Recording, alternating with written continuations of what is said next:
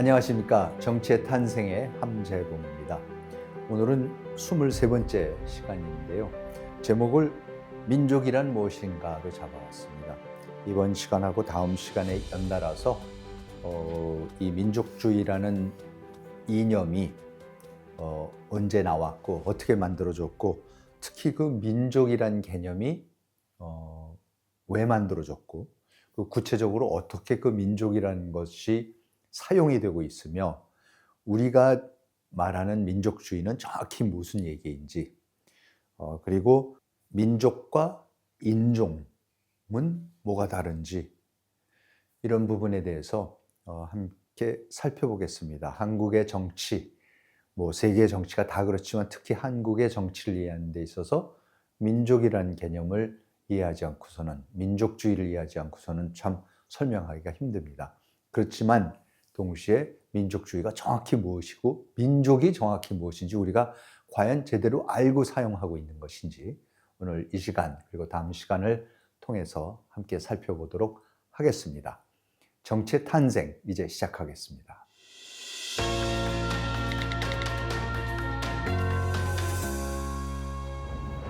우리가 민족주의라 그러면 역시 가장 그 민족주의를 한국 민족이, 우리 민족이 가장 잘 이해할 수 있고 가장 그 구체적으로 접하게 됐던 것이 역시 우드로 윌슨 대통령의 민족 자결주의 때문이었습니다. 1918년 1월 8일 날 윌슨 대통령, 당시 미국 대통령 윌슨이 미국 의회에서 행한 연설 중에 그 14 포인트, 14개조 조항, 1차 대전을 승리로 이끌면서 미국이 1차 대전을 종식시킨 다음에 국제 질서를 어떻게 만들어 갈 것인가를 이제 14개 포인트를 나열을 했던 연설인데, 그 연설이 바로 3.1운동의 기폭제가 됐던 민족 자결주의를 천명했던 그 연설입니다. 자, 그러면 우선 윌슨의 그 연설에서 윌슨이 정확히 민족을 어떤 때 사용했었는지 한번 같이 살펴보도록 하겠습니다. 그 14개조 헌장 중에서 우선 5번째에 이런 얘기가 나옵니다. 식민지에서 주권과 같은 문제를 결정함에 있어 당사자인 주민들의 이해는 법적 권리의 결정을 기다리는 정부의 정당한 청구와 동등한 중요성을 가져야 한다. 이 원칙을 엄격히 준수하는 기반 위에서 모든 식민지 문제는 자유롭고 열린 자세로 절대적으로 공평하게 조정해야 한다. 그러니까 일제의 식민지인 조선 사람들한테 식민지의 주권 문제를 어떻게 공정하게 논하겠다라는 그 원칙을 천명했기 때문에 이 연설을 조선의 국민들이, 조선 사람들이 그렇게 환영을 했던 것이고, 이것이야말로 이제 우리가 식민지에서 벗어날 수 있는 어떠한 국제법적인 당위론을, 정당성을 제공해주는 것이라고 생각을 했었습니다. 그 다음에 9번째 조항에 이런 것이 또 나옵니다. 이탈리아 국경을 재조정하는 문제는 확실히 인정될 수 있는 민족적 경계에 따라 정해져야 한다. 여기에 처음 민족적 경계, national boundary라는 말이 나옵니다. 그러니까 국경을 조정하는 것도 민족의 경계를, 민족과 민족끼리 만나는 경계, 그 사이에다가 국가의 경계를 놔야 된다라는, 그러니까 지금 일본이 조선을 점령을 하고 있는데, 그러면 그 안에서 국경을 정확하게 짓는데 그거는 다른 민족이 만나는 거기를 이제 제대로 국경으로 그어야 된다, 이런 뜻이 되겠죠. 조선 사람들이 열광할 수밖에 없었습니다. 10번째 조항엔 또 이런 것이 나옵니다. 오스트리아 헝가리 제국 내의 민족들에 대해 우리는 그들의 국제적 지위가 보호되고 보장되길 바라며, 따라서 그들에게는 자주적으로 발전시킬 수 있도록 기회가 아무런 제약 없이 인정되어야 한다. 비록 패전했던, 1차 대전에서 패전을 했던 오스트리아 헝가리 제국을 이제 어떻게 할 것인가를 이제 다루는 문제였지만, 아무튼 다민족 국가였던 오스트리아 헝가리 제국 제국 내의 민족들에 대해서 그들의 국제적 지위가 보호되고 보장되어야 한다라고 그랬습니다. 그러니까 마리아 오스트리아 헝가리 제국이지만 뭐 다른 다민족 국가, 다민족 제국, 그렇죠? 일본 제국도 마찬가지죠. 그렇게 조선 사람들이 받아들였습니다. 11번째 조항에는 발칸에 위치한 여러 국가 간의 상호 관계는 역사적으로 형성된 민족 정체성과 충성심의 바탕을 두고 우호적인 협의를 통해 결정되어야 한다. 발칸 반도에 있는 국가들도 결국은 무엇을 통해서 국가 간의 국경을 긋느냐? 역사적으로 형성된 민족 정체성과 충성심의 바탕을 두고. 조선 사람들이, 조선은 역사적으로 결성된 민족 정체성, 그리고 조선 사람들이 충성을 바치는 그 민족이 있기 때문에 거기에 바탕을 두고 국경을 그어라. 그리고 그 사람들의 독립, 자주 이거를 보장해야 된다라는 얘기를 하니까 열광을 할 수밖에 없었습니다. 13번째 조항은 독립된 폴란드인의 국가가 수립되어야 한다. 독립국가 폴란드는 분명하게 폴란드 주민이 거주하는 영토를 소유하며 해상으로 자유롭게 나갈 수 있는 통로를 보장받게 될 것이다. 또한 국제협약에 의해 폴란드의 정치적 경제적 독립과 영토 보존을 보장해야 한다. 지금 식민지가 되어 있던 폴란드를 독립을 시키겠다는 거죠. 당연히 조선 사람들이 열광할 수밖에 없었습니다. 그리고 마지막으로 14번째 조항이 강대국과 약소국을 막론하고 정치적 독립과 영토 보존을 상호 보장할 목적으로 특별한 규약 아래에 전체 국가의 연맹체가 결성되어야 한다. 그러면서 국제연맹을 결성해서 이렇게 민족 정체성, 민족적 정체성에 따라서 그어지는 국경에 따라서 생기는 나라, 그리고 다른 제국의 식민지였었으면은 다른 민족, 독립된 민족으로서의 국가를 가질 수 있는 자격이 있고, 그런 나라들 간의 관계를 잘 어우러지게 유지하도록 하기 위해서 국제연맹이라는 기구까지 만들겠다, 이렇게 선명을 했습니다. 그 지금 1차 세계대전을 승리로 이끌었던 최고의 세계 최강대국으로 부상한 미국의 대통령이 미국 의회에 가서 이런 연설을 한 거죠. 당연히 조선 사람들이 너무나 열광을 하고 받아들이면서, 이제 미국이, 국제사회가 우리가 그동안에 일본 제국의 식민지, 다른 민족에 복속되어서 살고 있던 이 식민지 지위에서 벗어날 수 있는 기회구나 해서, 우리는 이렇게 일본과는 다른 나라이다, 이렇게 일본과는 다른 민족이다 라는 거를 보이기 위해서, 그거를 보여야지 국제사회로부터 너희가 뭐 독립국가야? 일본하고 벌써 된 지가 몇 년인데, 이렇게 돼버릴까 봐 그거를 우리가 독립된 민족인, 별개의 민족인, 일본과는 별개의 민족이라는 걸 보여주기 위해서 3.1운동이 일어납니다. 그럼 윌슨이 말한 이 민족이라는 게 뭔가? 실제로요, 우드로 윌슨이 이 14개 조항을 가지고 파리 강화조약에 갑니다. 베르사유에서 열렸던 그 유명했던 파리 강화 평화회담에 가서, 우리나라에서, 그러니까 조선에서는 김유식 선생이 거기 파견이 되는 거고, 그때에 그 베트남에서는 호치민이라는 젊은 청년이 또 자기의 독립을 시켜달라고 갔고, 그랬던 바로 그 유명한 파리 평화회담입니다. 그 파리 평화회담에서 윌슨이 내가 말하는 민족이라는 것에 따라서 국경을 지금 긋자면, 그렇죠? 그러니까 독일이 폴란드도 점령했고 이랬는데, 그럼 그 중에서 어느 부분이 폴란드의 민족이 있어서 폴란드 민족과가 될 것이, 독립국가가 될 것이고, 그 다음에 발칸 반도에 가면 굉장히 다양한 민족이 있는데, 민족에 따라서 진짜 국경을 긋기 시작하면 어떻게 그을 것인가를, 그걸 구체적으로 미국 국무성에다가 명령을 내려서 미국 국무성에서 독일과 발칸 반도 이런 지역에 대한 지도를, 민족적 지도를 그립니다. 그 지도가 지금 보시는 이런 지도가 나옵니다. 칼라로 해갖고 다양한 민족들이 있는 거죠. 근데 보시면은 아시다시피 이러한 민족이란 개념으로 지도를 그리면요, 저걸 어떻게 국경을 그을 수가 없습니다.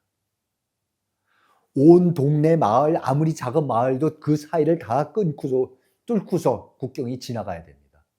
아예 민족 국가를 정확하게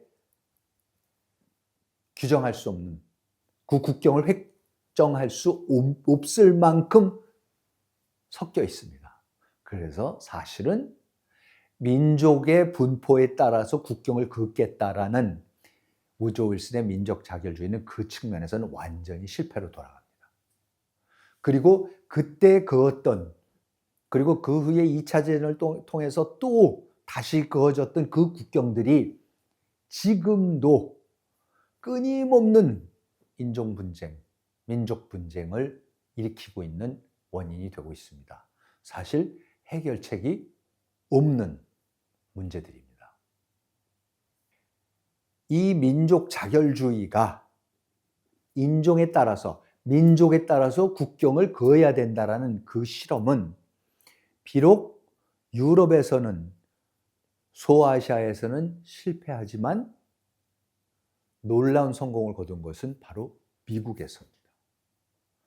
우드로 윌슨의 민족 자결주의는 유럽에서는 제대로 작동을 못하지만 미국에서는 미국 정부의 주도하에 민족 자결주의 정책이 완벽하게 실현이 됩니다. 그 실현이 뭐냐? 흑백을 나누는 인종차별주의입니다. 무슨 말씀이냐면요, 민족 자결주의는요, 사실은 인종차별주의죠. 인종이 다르면, 민족이 다르면 민족하고 인종하고 뭐가 차이가 있죠? 사실 거의 없습니다. 민족 자결주의는 다른 말로 인종차별주의입니다. 그러니까 민족 자결주의를 유럽에서 구현하려던 윌슨이 그걸 그대로 미국 국내에서도 구현을 하는 게, 그게 미국 내의 흑백 간의 인종차별주의가 됩니다. 그러니까 그 정책이 뭐냐? 미국에서는 어떻게 벌어집니까? 버스를 타더라도 흑인 타는 칸, 백인 타는 칸이 따로 있어야 되는 거고, 화장실을 쓰더라도 흑인이 쓰는 화장실, 백인이 쓰는 화장실 갈라놓는 거고, 그 뭐죠? 이렇게 공원 같은 데 가서 물 마시는 데 있죠? 워터 파운턴이라는데, 그런 것도 흑인용 음수대, 그렇죠? 백인용 음수대 따로 있습니다. 기차를 타도 구분이 돼 있었습니다. 그런 의미에서 좋게 말해서 민족 자결주의죠. 따로따로. 흑인들은 흑인대로 살고 백인들은 백인대로 살자라는 얘기가 됩니다. 그 민족 자결주의가 미국 내에서 인종차별주의로, 흑인 차별주의로 나타나면서 그것이 구체화되고 하는 것이 흑인의 린치 역사 같은 거죠. 노예 해방이 됐지만 백인들이 공포심을 늘 조장하면서 흑인들을 조금이라도 지나가다가 뭐 백인 여성한테 이상한 눈길을 보냈다라든가, 뭐 이상한 말을 했다라든가, 아니면 아무 이유도 없이 백인들이 몰려가서 흑인들을 잡아서 때려 죽이고, 목매달아 죽이고, 불태워 죽이고, 이런 사진들 수없이 벌어지는 게 미국 남부에서 벌어져 왔던 린칭이라 그럽니다. 이런 역사가 벌어지는 것이, 이게 바로 인종차별주의, 미국 내에서 우리가 목격했던 민족 자결주의입니다. 자, 그러면 민족주의가 뭔가? 글쎄요. 민족주의가 민족이라는 걸 규명하는데 한국 민족하고 일본 민족이 뭐가 다르냐? 그러면 다들 뭐라 그랬습니까? 피가 다르다 그러죠. 혈통이 다르다 그러지 않습니까? 우린 다른 피가 아니라 순수 한국인의 피다. 그래서 한국 사람하고 다른 외국 사람하고 결혼을 하면은 어떻게 돼요? 거기서 낳는 아이를 우리가 뭐라 그럽니까? 혼혈아라 그래요. 피가 섞였다라는 거죠. 무슨 피가? 다른 피가. 한국 사람끼리 하면 같은 피라서 섞일 피가 없죠. 그 피가 섞이는다라는 뜻이 뭡니까? 인종이 다른 사람이 피가 섞였을 때 그거를 우리가 혼혈아라 그러고 취기라 그러는 거죠. 그러면 한결에 한 핏줄 우리 민족 그게 뭡니까? 피죠. 피로 규정이 되는 겁니다. 혈통으로 규정.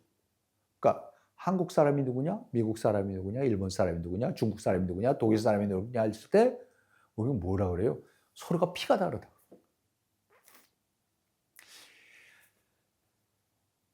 이 개념이 사실 이 민족이란 개념, 이 인종이란 개념이 얼마나 우리가 그 내용을 따지기 시작하면은 어처구니가 없는 건지 우선 미국의 예를 하나 더 들어보겠습니다. 우리가 버락 오바마 대통령이 미국 최초의 흑인 대통령이라고 그럽니다. 뭐 우리 미국 사람들이 그러는 거죠. 그래서 흑인들이 자랑스럽게 생각을 합니다. 근데 여러분 한번 생각해 보세요. 버락 오바마는 분명히 아버지가 케냐에서 온 유학생, 그렇죠? 케냐에서 온 흑인 유학생이었고 어머니는 미국 캔자스에서 자란 백인 여성이었습니다. 그런데 여러분 생각해 보세요. 그러면 뭡니까 지금? 굳이 피로 따진다면 뭡니까? 버락 오바마는 50% 피의 반이 흑인 피고 나머지 50%는 백인 피입니다. 그럼 50대 50이잖아요. 근데 왜 흑인입니까? 왜 백인이 안 됩니까? 아무도 백인이라고 안 그래요. 그냥 무조건 흑인이라 그래요. 본인을 포함해서. 그거 이상하지 않습니까? 왜 50대 50인데 한쪽이 됩니까? 하나만 더 보여드릴게요. 우리가 잘 아는 pop계 디바인 머라이어 캐리. 이 머라이어 캐리도 그렇죠? 아버지가 흑인이에요. 어머니가 백인입니다. 저는 머라이어 캐리가 처음에 나왔을 때, 처음에 데뷔했을 때, 저 백인인 줄 알았어요. 금발머리에 뭐 피부 색깔 봐갖고, 글쎄 뭐 굳이 뭐 그렇게 검은 피부라는 생각도 안 들고, 그냥 백인인 줄 알았죠, 당연히. 그런데 본인이나 미국 사람들 전체가 뭐냐면 대표적인 흑인 여가수라 그래요. 이상하더라고요. 왜 그렇지?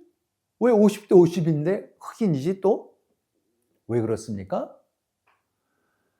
백인이 되려면은 피가 순수하게 백인 피만 있어야 되는 거예요. 즉 버락 오바마나 머라이어 캐리나 혼혈이에요. 혼혈. 백인의 입장에서 봐서는. 순수 백인이 아니니까 어떻게 돼요? 비록 50%만 흑인이라도 완전히 쟤는 흑인이다 이렇게 되는 거죠. 그러니까 백인 피가 더 순수한 거죠. 조금이라도 오염되더라도 흑인이 되는 거고 흑인 피는 조금밖에 없더라도 흑인이 되는 겁니다. 근데 이게 논리적으로 말이 되는 것 같습니까? 근데 이런 것 때문에 지금 인종을 가리는 겁니다. 그렇게 인종을 가리고 나서 정하고 나서 지금 우리 미국에서 이 개개인들이 전부 다 요새는 쉽게 자기 DNA 뭐 이렇게 입침 같은 거를 이렇게 발라갖고 시험관 같은 데 넣어서 붙이면 그걸 분석해갖고 그 자기의 DNA 이거를 쭉 분석해주는 그런 게 굉장히 인기가 있습니다. 개인들이 다 그걸 검사를 해볼 수가 있는데 거기서 놀라운 사실들이 전부 다 백인인 줄만 알았던 사람들 중에서 흑인 피가 섞인 사람들이 너무너무 많은 거죠. 그러니까 그런데 아무튼 그걸 바탕으로 해서 지금 흑백 간의 인종차별을 하는 겁니다. 그러면서 미국에서 이 소위 말하는 이 뭐죠? Black Lives Matter. 이 흑인들의 목숨도 중요하다라는 그 운동이 벌어지게 됐던 것이 이 2012년에 트레이번 마틴이라는 친구가 그 젊은 어린 친구가 그 17살짜리가 그 총에 맞아 죽는 사건이 있었는데 자기 그 아버지가 그러니까 어머니가 이혼을 하고 다른 남자 새 남자랑 이제 사귀게 됐는데 이제 의붓 아버지가 될 사람이죠. 그 사람 집에 어머니를 따라서 놀러 갔다가 거기 집에서 잠깐 용돈을 줘서 나가서 동네에 편의점 가 갖고 뭐 좀 먹을 것 좀 사러 갔다가 거기서 왜 흑인 녀석이 우리 동네에 어슬렁거려? 그러면서 옆집 사람이 와서 실랭이가 붙었고 총을 쏴서 죽여버렸습니다. 그러니까 제가 이제 추측하는데 백인 동네니까 어머니는 흑인이었는데 어머니가 아마 백인을 사귀게 되는 모양이죠. 아무튼 그래서 백인 동네 갔는데 너 왜 흑인이 왔느냐 하면서 이제 쏴 죽였던 사건이 벌어졌습니다. 그 이후에 지금 그냥 뭐 자세히 말씀 안 드리고 이 명단을 보시면요. 매년 이런 사건이 벌어집니다.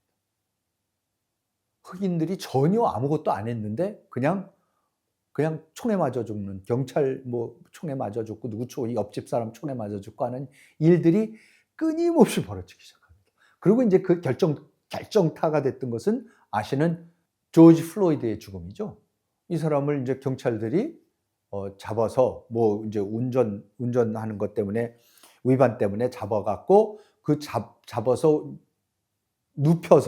눕힌 다음에 그 목을 백인 경찰이 저항한다면서 목을 무릎으로 눌렀습니다. 사진에서 보시듯이. 그래서 숨 못 쉬겠어 숨 막혀 죽겠다고 계속 울부짖는데도 끝까지 해서 결국은 죽였습니다. 저렇게. 그래서 이제 사건이 터지는 겁니다. 자, 여러분, 근데 이게 이게 그냥 한두 번 일어나는 일이 아니라 아까도 말씀드렸듯이 남북전쟁 끝나고 노예 해방된 이후에 뭐 그 전에도 그랬겠지만은 심지어 노예 해방이 된 이후에도 끊임없는 흑인들을 죽이는 린칭하는 백인들이 린칭하는 그런 일들이 끊임없이 벌어져 왔었습니다. 그런데 이제 와서도 이때 와서 2020년대에 와서도 이게 말이 되느냐 이런 얘기가 되면서 이제 Black Lives Matter라는 새삼스러운 너무나도 새삼스럽기 때문에 이게 사실 효과적이었죠. 이 구호 자체가 백인들의 목숨도 중요하지 당연히. 그렇지만 너무나 당연한 얘기를 저렇게 구호로 해야지만 될 정도로 전혀 흑인들의 목숨은 파리 목숨 같았다라기 때문에 이제 이런 운동이 일어났었던 것이죠. 법률방송이 출간하는 시사교양지 법치와 자유 2025년 겨울호가 최근에 출간되었습니다.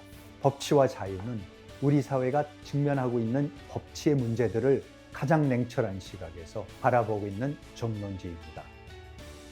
2026년 대한민국의 오늘을 가장 정확하게 깊이 있게 읽어볼 수 있는 법치와 자유를 만나보시기 바랍니다.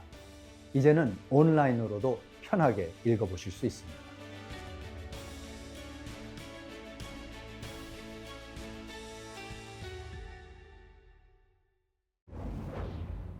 자, 그러면 근데 이 민족이라는 인종이라는 이 민족이라는 것이 무엇인가? 이 인종의 문제와 민족의 문제는요, 미국 사람들이 규정을 했습니다. 우리가 뭐 기독교 이런 거는 이제 유럽에서 서유럽에서 나와서 개신교는 유럽에서 나서 그게 뭐 미국으로 건너와서 우리한테 선교사들을 통해서 건너오고 이제 이런 거를 우리가 알고 있고 뭐 불교는 인도에서 와서 중국을 거쳐서 우리한테 왔고 유교도 이제 중국에서 왔고 뭐 이제 우리가 그런 여러 사상이 어디서 왔는지 압니다.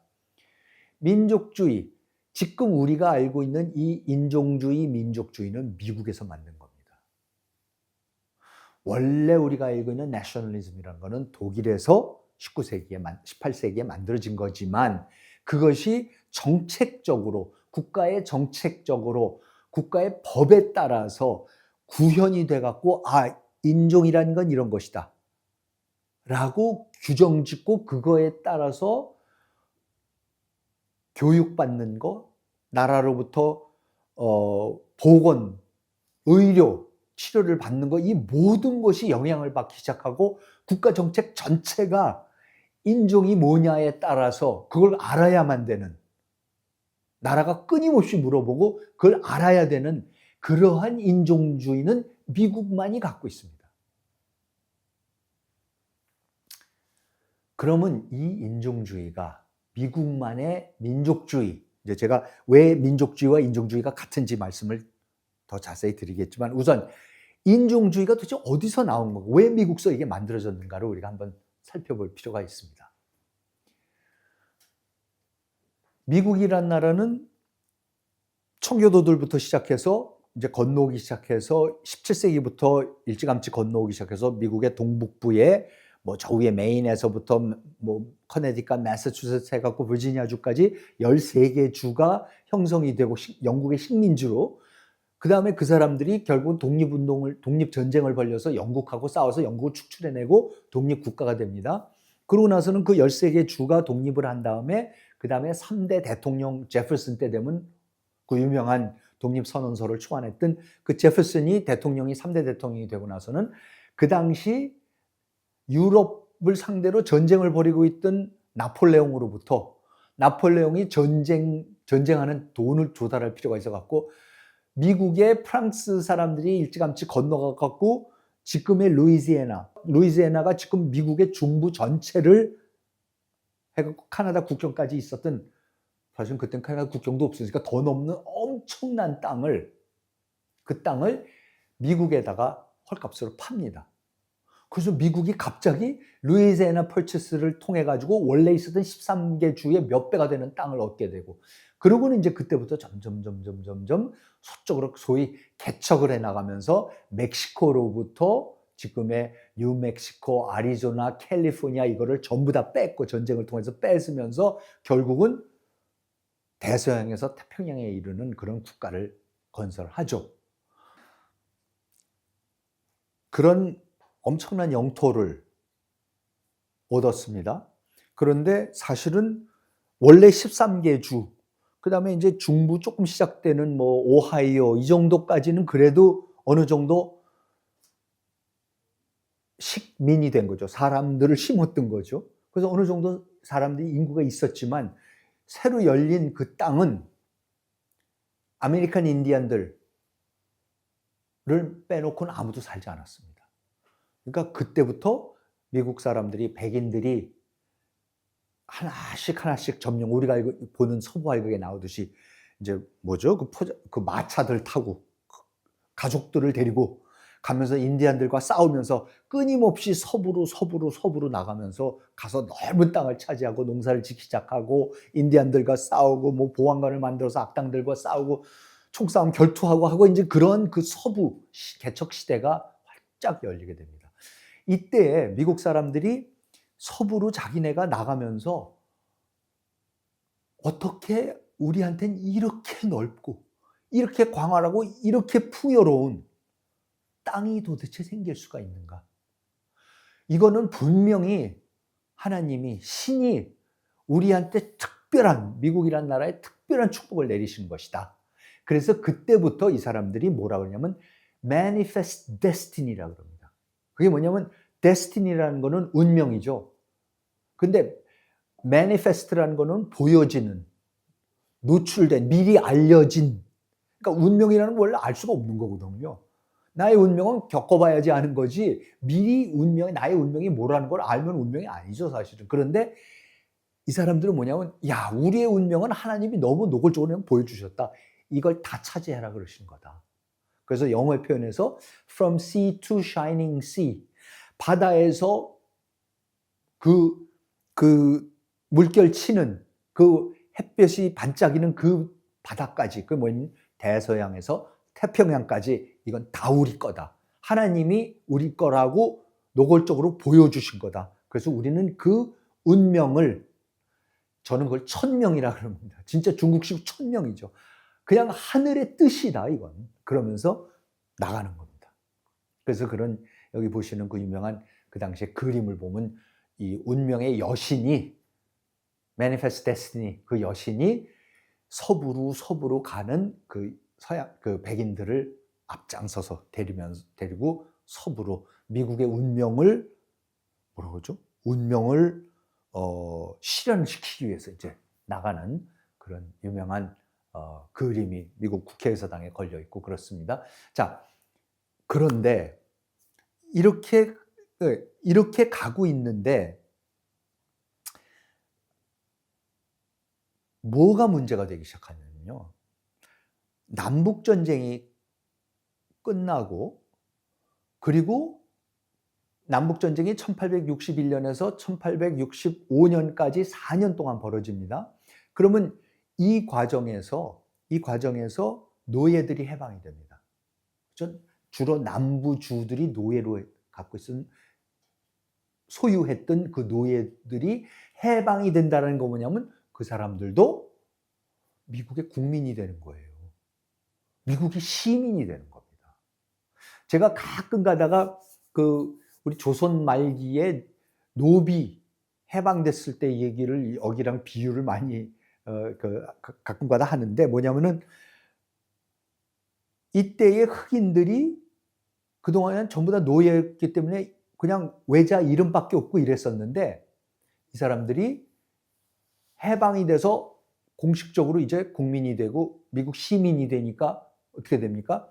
시민권이 있고 모든 이제 투표권이 생기고 이제 이런 거가 생기기 시작하니까 뭐가 필요합니까? 이름하고 성이 필요하게 되는 거죠. 그래서 그때에 흑인들 보고도 너희들도 이제 성을 다 가져라 그러니까 그때 성을 흑인들이 갖는 게 뭡니까? 존스, 무슨 윌 스미스 이런 굉장히 백인들 사이에서 글쎄요 유명하거나 돈이 많거나 권력이 많은 사람들의 이름들을 주로 흑인들이 따죠. 그래서 뭐 윌 스미스, 제임스 얼 존스 이런 유명한 흑인 배우들도 전부 다 성을 보면은 아주 근사한 케빈 하트 이런 코미디언들 보면 하트 이러면 아주 전형적인 영국 백인 성들입니다. 그런 성들을 갖게 됩니다. 우리나라에 제가 김 씨가 많고 박 씨가 많고 이 씨가 많은 이유도 노비들이 해방이 됐을 때 노비들이 면천됐을 때 어떡합니까? 성을 가져야 되니까 그때 이제 무슨 뭐 제일 세도가 흔했던 뭐 안동김, 뭐 김해김, 밀양박 이런 성을 가졌다고 이제 그렇게 그래서 우리나라에 이렇게 성이 많다고 제가 말씀드리는데 그런 현상이 이제 미국에서도 벌어진 겁니다. 자, 그러면 다른 한편으로는 그리고 노예가 해방이 되는 거의 동시에 미국의 대륙횡단 철도가 완성이 됩니다. 이게 무슨 말씀이냐면 미국이 1863년에서 1869년까지 6년 동안에 동쪽에서 시작해서 서쪽 세크라멘토까지 대륙횡단 철도를 놓습니다. 철도가 완성이 됐다는 것은 무슨 얘기냐면요. 이 철도를 짓는 데 있어서 지금 날짜를 보십시오. 1863년부터 철도를 짓기 시작했는데 남북전쟁은 1865년에 끝납니다. 무슨 말씀이냐면 1865년이 되면은 대륙횡단철도 짓기 시작한 지 2년 후에 노예 제도가 없어집니다. 그러니까 그 대륙횡단철도를 짓는데 들어가는 그 막대한 노동력을 노예로 더 이상 댈 수가 없게 됩니다. 그러니까 어떡합니까? 미국에서 노동력을 어디서 얻어와야 되죠. 그 노동력을 얻어오기 하는 데 있어서 가장 쉽게 싸게 이제 노예는 안 되니까 노예 자체가 불법이니까 더 이상 노예들 데려올 수는 없고 어디서 가서 그 대신 가장 값싼 노동력을 조달하기 시작합니다. 그게 어디서 하냐면 중국 광동에 가서 합니다. 캔톤 멸망해 가고 있던 청나라 완전히 멸망해 가면서 아편이 만연하고 엉망진창이 되면서 나라가 모든 것이 붕괴되고 굶어 죽게 되고 그럴 때에 어떻게 됩니까? 재빨리 인신매매가 일어나는 거죠, 말하자면. 그래서 많은 장사하는 사람들이 캔톤으로 가서 광동으로 가서 거기서 값싸게 중국 사람들을 사는 거죠. 그래서 그 사람들을 배에다 싣고 와서 샌프란시스코에서 풀어서 그 사람들을 철도 건설하는 회사들이 그 사람들을 사서 그 값싼 노동력에 그 사람들을 데리고 대륙횡단철도를 짓습니다. 그래서 그 사람들 이름하여 쿨리라고 그러죠. 쿨리. 영어로 COOLI라고 쿨리라는 것은 중국계 막노동자를 쿠울리라 그러죠. 노예 같은 사람들입니다. 가장 값싼 노동력에 가장 음식도 못 먹고 어차피 자기네들끼리만 살게끔 만들어놨기 때문에 자기네들끼리 생활을 해나갑니다. 아무도 돌봐주지 않고 어디 마을에 가도 상대 안 해주고 그런 사람들이 몇십만 명이 건너옵니다. 자, 그러면 남북전쟁이 끝나서 노예들은 흑인들은 해방이 돼버리고 대륙횡단철도를 짓기 위해서 수십만 명의 중국 사람들을 데려왔는데 1869년에 대륙횡단철도가 완성이 돼버립니다. 그러면요, 그때의 미국이 직면하는 문제가 뭡니까? 야, 이 흑인들을 어떻게 해야 되는 거지? 그리고 갑자기 웬 중국 사람들이 이렇게 많어? 할 일 없는 중국 사람들이? 이 사람들을 어떡할 거야? 하는 소위 인종 문제가 나옵니다.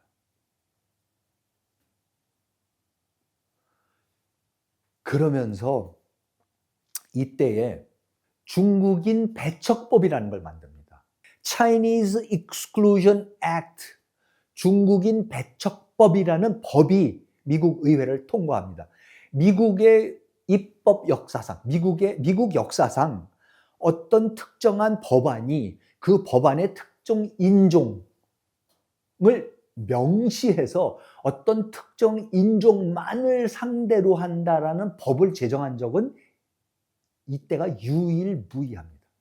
근데 거기에는 분명히 차이니즈들을 exclude하는 배척하는 법이라고 아예 법의 이름이 그렇게 있습니다.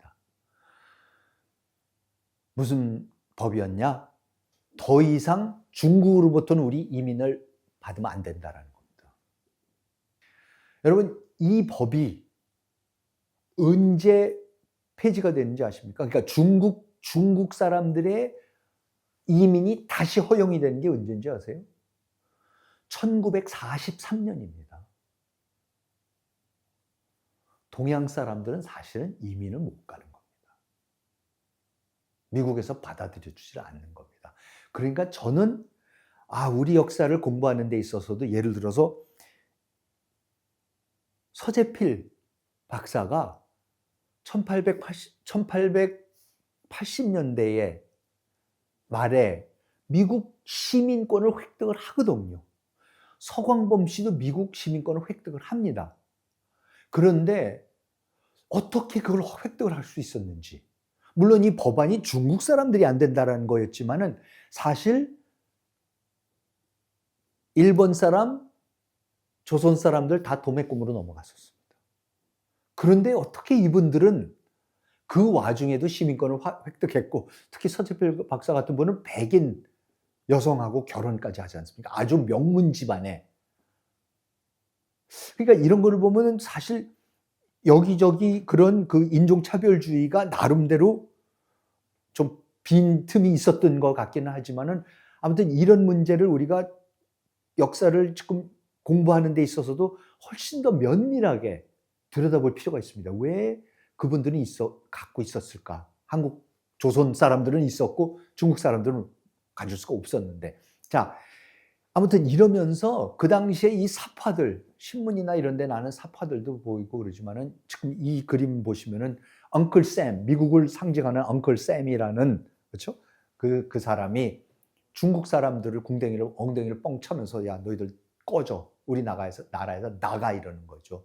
그리고 다른 사파들은 중국 사람들의 그 머리를 만주식으로 했던 그 머리를 변발했던 그거를 잡아갖고 이렇게 매달아 놓고 놀리고 하는, 그 흑인들에 대한 린칭만 있었던 게 아니라 중국인들에 대한 린칭이 수도 없이 서부에 있는 마을에서 벌어집니다. 그냥 백인들이 들어가서 그냥 때려 죽이는 겁니다. 이런 일들이 비재하게 일어납니다. 이게 미국의 인종차별주의의 적나라한 역사입니다. 여러분, 이 미국 역사를 이야기해서, 인종의 문제를 이야기해서 이때에 1882년에 Chinese Exclusion Act, 중국인 배척법이 납니다. 그러고 나서 1890 1892년에 미국의 앨리스 아일랜드, 뉴욕 항구의 앨리스 아일랜드라는 섬이 있는데 그 섬에 새로 이민국이 생깁니다. 1892년 1월 1일부터 1954년 11월 12일까지 이민자들의 입국 심사를 받던 곳입니다. 바로 앞에 자유의 여신상이 있어갖고 미국을 들어오는 모든 헐벗고 가난한 그 이민자들이 다 오면서 자유의 여신상을 보면서 드디어 이 나의 꿈을 이룰 수 있는 이 땅에 왔다라고, 그래서 들어와서 거기서 입국 심사를 받는 곳인데 60년간 열려 있었던 60년간 1892년에서 1954년 동안까지 열려 있은 60년간 1200만 명이 앨리스 아일랜드를 통해서 입국을 합니다. 하루에 5,000명씩 입국 심사를 받고 들어와서 미국 시민이 되는 겁니다. 자, 그런데 이게 이게 동시대적으로 너무 놀라운 일이지 않습니까? 하나는 뭐냐? 아시아에서는 이민 못 받아. 그래서 차이니즈 익스클루전 액트가 1882년에 제정이 되고 10년 후인 1892년에 연장이 됩니다. 다시 한번. 아시아로부터는 전혀 이민을 받지 않고, 흑인들은 물론 받지 않고, 흑인들은 남부에다가 인종차별 정책에 의해서 가둬놓고서 그 대신 필요한 인력을 어디서 조달을 합니까? 유럽으로부터 조달을 하기 위해서 앨리스 아일랜드를 엽니다. 그런데 그 앨리스 아일랜드를 통해서 들어오는 1200만 명이 어떤 나라에서 옵니까? 대부에서 같이 이탈리아, 그 다음에 아일랜드, 그리스 이런 데서 옵니다. 이 사람들이 누굽니까? 카톨릭 국가에서 온 겁니다. 미국이 청교도들이 만든 나라입니다. 그러니까 청교도를부터 시작해서 그 다음에 뭐 장로교 건너고 감리교 생기고 그러면서, 제가 그 한국 사람 만들기는 책이나 한국인의 탄생에서 그 말씀드리듯이 무슨 청교도들 건너오고 스코틀랜드에서 장로교 건너오고 네덜란드 개혁교회 사람들 오고 이게 전부 다 개신교도들이죠. 그러니까 개신교도들이 만들고, 특히 왜 개신교도들이 미국에 왔습니까? 천주교의 핍박을 피해서 미국으로 온 사람들이죠. 그러니까 미국에 와갖고는 미국 독립한 미국에서는 절대로 천주교는 안 된다. 그래서 천주교를 최고의 적으로 생각을 했죠. 천주교인들을. 그러니까 그때 싸움은 종교 전쟁이니까, 그렇죠? 개신교 대 천주교의 카톨릭의 싸움이었으니까 당연히 미국 세운 사람들은 전부 다 카톨릭에 대한 엄청난 적대감에 있었던 사람들이죠. 자, 그런데 지금 인종 문제가 불거지면서 노동력은 필요로 하는데, 그러지 않아도 미국의 건국부터 대륙횡단철도 완성까지 그 모든 노동력을 제공했던 거는 아프리카로부터 온 흑인들이고 중국으로부터 온 아시아계인데, 중국계인데, 이 사람들은 안 된다는 겁니다. 왜? 레이스가 달라서, 인종이 달라서 안 된답니다. 그러면서 그때까지는 절대 미국 사람일 수가 없고 미국이 받아들여서는 안 된다라고 하는 카톨릭 국가들에 대한 이민 문화를 완전히 개방을 해버립니다. 그러니까 이때 대거 이탈리안들, 아이리시들, 그리스인들, 폴리시들, 폴란드 사람들, 다 카톨릭 국가들이에요. 이 사람들이 미국으로 대거 건너오기 시작합니다. 다 이때 건너옵니다. 그래서 공식적으로 지금 미국 국민의 절반 이상이, 미국 국민 3억 3천의 절반 이상은 자기네 선조가 앨리스 아일랜드를 통해서 들어온 사람들입니다. 흑인과 아시아계를, 중국계를 배척하고 거기로부터 이민을 금지시키고 하면서 유럽의 카톨릭 국가 사람들은 이제 받아들입니다. 왜? 이 사람들은 백인이니까. 카톨릭이라도 백인이니까. 무슨 말씀입니까? 종교는 더 이상 중요한 게 아닌 게 되죠. 개신교냐 카톨릭이냐가 중요한 게 아니라 그거보다 더 중요한 거는 백인이냐 아니냐였었던 거죠. 그러니까 엘리스 아일랜드가 열리고 백인들, 이탈리안들, 폴리쉬들, 아이리쉬, 그리크 이 사람들이 대거 미국으로 이민을 들어오기 시작을 합니다. 그 인종 문제를 제가 이렇게 말씀드리는 게 저는 어떠한 특정 정책이나 이념이나 이거를 비판을 하고자 하는 게 아닙니다. 비판같이 들리시겠지만 사실 이걸 왜 말씀드리냐면 우리가 지금 말씀드리고 있는 이 인종주의를 그대로 받아들이고 있습니다. 한국 사람들이요, 우리 인종 문제 이렇게 생각해요.